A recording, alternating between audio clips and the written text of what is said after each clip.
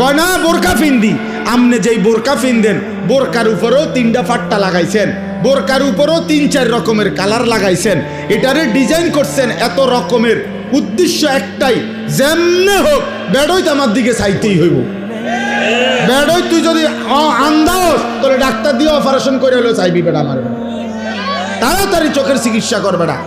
এত কষ্ট করিয়া 1 ঘন্টা লাগাইয়া পাউডার ডলছি, ফেয়ার এন্ড লাভলি ডললাম, মেকআপ ডললাম, এত রঙের কাপড় লাগাইলাম, এত জোড়া তালি দিলাম কাপড়ের মধ্যে, লাল কালার কদ্দুর, হলুদ কদ্দুর, বেগুনি কদ্দুর, মাথার উর্ফে একটা, আবার গোলাপ ফুল কদ্দুর, আবার এইটা কদ্দুর, এত কিছু মিলাইয়া উদ্দেশ্য কি?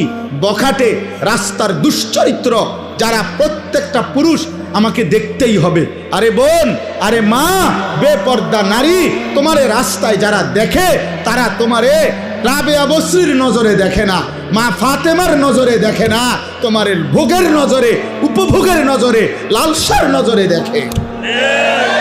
এজন্য বেপর্দা নারী কিতাবে আছে, নিজেই নিজেকে ছোট করে, নিজের দাম নিজেই কমায়, নিজেই নিজেকে বাজারে তুলে দিছে যে আমার এই অসল আমি মূলত চলে না, আর আমনে নিজে চাইয়ালন।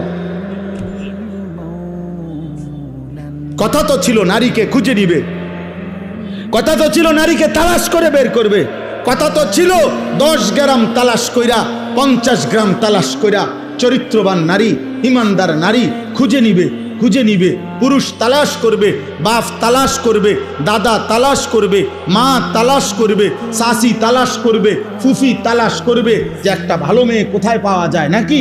কথা ছিল এই, কে তালাশ করবে? বেড়ি তো বাজারে কীর্তন খোঁজেন, আমি ওই যে আপনি ডেইলি গেলে তো পাইবেন, আপনি কীর্তন তো